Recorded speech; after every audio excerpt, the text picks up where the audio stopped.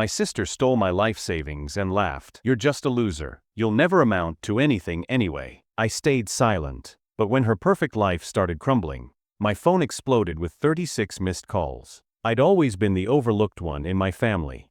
My sister Claire was the golden child, smart, successful, and always the center of attention. I was the quiet one, the one who worked hard but never seemed to get anywhere. When our parents passed away, I thought maybe things would change. Maybe, just maybe, they'd left something for me in their will. I was wrong. The reading of the will was a disaster. Claire sat there, smug as ever, while the lawyer read out the terms. "To my daughter Claire, I leave the family estate, the majority of my savings, and all investments. To my son Mark, $5,000. I stared at the lawyer, my heart sinking. "That's it." Claire laughed. "Come on, Mark. You're just a loser. Mom and Dad knew you'd blow it all anyway." I didn't argue. I didn't scream. I just took the check and walked out. But as I drove home, my mind was racing. If Claire thought she could take everything from me, she had no idea who she was dealing with. The next few months were a blur. Claire flaunted her newfound wealth, posting photos of her luxury vacations, her new cars, her amazing life. Meanwhile, I was struggling to make ends meet. I'd always dreamed of starting my own business, a small bookstore where people could gather, relax, and feel at home. But without the inheritance, that dream seemed impossible. I tried to talk to Claire, to reason with her. "You don't need all of it, Claire. Just a little help, that's all I'm asking." She laughed in my face. "You're pathetic, Mark. Mom and Dad were right about you." I didn't respond. I just walked away, my fists clenched. But the worst part? The way she treated our extended family. After our parents' death, our aunt, who'd always been kind to me, was struggling to make ends meet. Claire promised to help her, but she never did. "She's fine," she'd say, brushing me off. "Stop being so dramatic." I felt like I was drowning. But then, something clicked. If Claire thought she could take everything from me, she was about to learn a hard lesson. I didn't confront Claire right away. Instead, I played the long game. I needed to make sure that when I struck, it would be devastating. I started by reaching out to an old friend, Sarah, who worked in forensic accounting. She'd always been a whiz with numbers, and I knew she could help me uncover the truth about Claire's finances. "Mark, this is risky," she said when I explained the situation. "If Claire finds out what you're doing, she could make your life even harder." I nodded. "I know. But I can't let her get away with this. She's not just hurting me, she's hurting everyone around her." Sarah agreed to help, and within days, she'd uncovered something shocking. "Mark, Claire's been funneling money out of the family estate for years. She's been using offshore accounts, shell companies, the works. And it's not just your parents' money, she's been embezzling from the family business too." I felt a mix of anger and satisfaction. This was bigger than I thought. Claire wasn't just greedy, she was a criminal. I thanked Sarah and got to work. I needed to gather as much evidence as possible. Emails, bank statements, internal documents, anything that could prove what she was doing. But I didn't act yet. I wanted to see how far she'd go. Claire, meanwhile, was getting bolder. She started posting on social media about her unstoppable rise, tagging investors and celebrities in every post.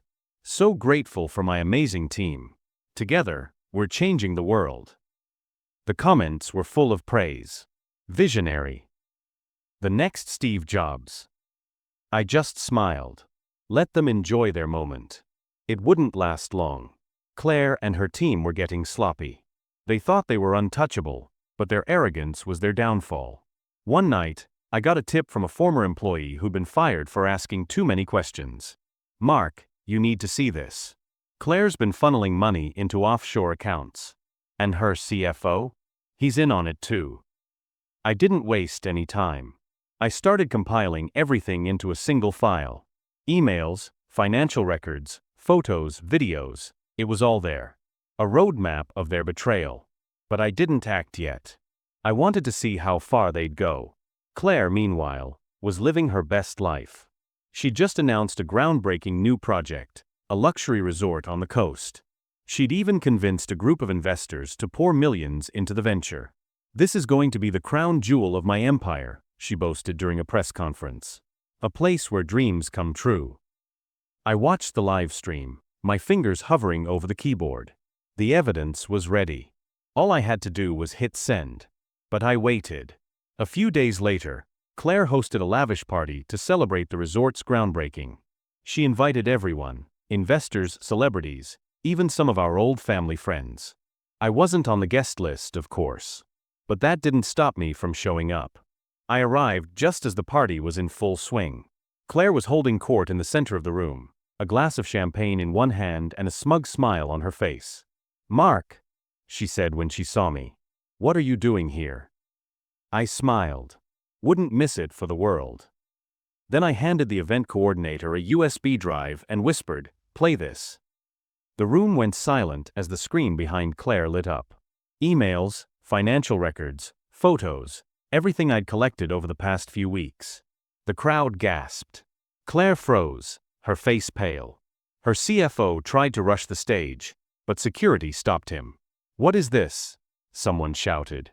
I stepped forward, microphone in hand. "This is the truth. Claire has been lying to all of you. Her empire is built on fraud." The room erupted. People were shouting, phones were out, recording everything. Claire tried to speak, but no one was listening. She was screaming at me, tears streaming down her face. "Mark, how could you do this to me?" I just looked at her. "You did this to yourself." The fallout was immediate. By the next morning, the story was everywhere. News outlets, social media, even industry blogs were covering the scandal. Claire exposed fraud, embezzlement, and lies. Investors demand answers. Claire and her team tried to spin the narrative, but it was too late. The evidence was overwhelming. Investors started pulling out, one after another. The resort project was cancelled, and Claire's company's stock plummeted. She was forced to step down as CEO, and her CFO was arrested within days, facing charges of fraud and embezzlement. Claire, meanwhile, was in full damage control mode. She posted a tearful video on LinkedIn, claiming she'd been misled by her team. "I never meant to hurt anyone. I was just trying to build something great." The comments were brutal. "You're a liar. You deserve everything that's coming to you." I didn't say a word. I just watched as her life unraveled. But the best part? The money. Thanks to Sarah's help, I was able to recover most of the stolen funds. The investors even offered me a settlement to keep quiet about the details. I didn't take it. Instead, I used the evidence to start my own company, a legitimate one this time. By the end of the month, Claire was gone. She moved back in with her husband, her reputation in ruins. As for me, I was just getting started. Claire thought the worst was over. She was wrong. I spent the next few weeks quietly building my case. I knew she'd try to rebuild her life, and I wasn't about to let that happen. First, I reached out to some of Claire's former employees. They'd been silent out of fear, but now that the truth was out, they were eager to talk. One of them, a young accountant named Mia, had been fired for questioning Claire's ethics. When I showed her the evidence, she was furious. "She ruined my career, Mark. She told everyone I was incompetent, and I couldn't find another job because of her." I handed her a folder. "Here's everything you need to clear your name." Mia didn't waste any time. She went public with her story, and the media ate it up. Former employee exposes Claire's toxic behavior. Claire tried to defend herself, but no one was listening. Her reputation was beyond repair. Next, I turned my attention to her investors. They'd lost millions, and they were looking for someone to blame. I sent them a detailed report, outlining every lie, every fraudulent transaction, every shady deal Claire had made. The response was immediate. Lawsuits were filed, and Claire was facing criminal charges. The final blow came from an unexpected source. Claire's husband, who'd always adored her, couldn't ignore the truth any longer. When he found out what she'd done, he was furious. He called me one evening, his voice cold and steady. "Mark, I want to thank you for exposing this. I've decided to file for divorce. Claire needs to face the consequences of her actions." I didn't say much, just thanked him and hung up. The next day, the news broke. Disgraced CEO Claire cut off by husband. Claire was arrested within hours. The charges were serious: fraud, embezzlement, conspiracy. She was looking at years in prison. She tried to reach out to me one last time. "Mark, please. I'll do anything. Just help me." I didn't respond. I'd already moved on. A year later, my life looked nothing like it had before. Claire was serving a 5-year sentence, and her once glamorous life was in ruins. Her husband had cut her off completely, and her former friends wanted nothing to do with her. As for me, I'd rebuilt my life from the ground up. I started my own company, a small but successful tech firm that specialized in ethical business solutions. It wasn't easy, but I was determined to succeed. And I did. Within months, I had a growing list of clients and a reputation for honesty and integrity.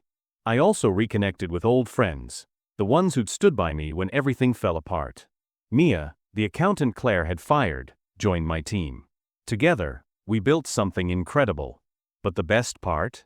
I found love again. Her name was Emma. She was a journalist I met at a tech conference. We hit it off immediately, bonding over our shared love of innovation and bad puns. She didn't know about my past, and when I finally told her, she didn't flinch. "Mark, you're not defined by what happened to you. You're defined by how you moved forward." Those words stayed with me. One evening, as we sat on my balcony watching the sunset, Emma turned to me. "Do you ever think about Claire?" I shook my head. "Not really. She's part of my past, not my future." Emma smiled. "Good. Because your future looks pretty amazing." She was right. A few months after Claire's arrest, I finally felt ready to close that chapter of my life. I'd built my company into something I was proud of, a place where honesty and integrity mattered. We'd even started a program to help small businesses recover from fraud, something that felt deeply personal to me. Mia became my right-hand woman, and together, we created a workplace where people felt valued and respected. It wasn't just a company, it was a family. Emma and I grew closer every day. She'd moved in with me, and our apartment was filled with laughter and warmth. She'd even started writing a book about ethical business practices, inspired by my story. One evening, as we sat on the couch, she looked at me and said, "You know, Mark, what you did wasn't just about revenge. It was about standing up for what's right. You didn't just take Claire down, you built something better." I smiled. She was right.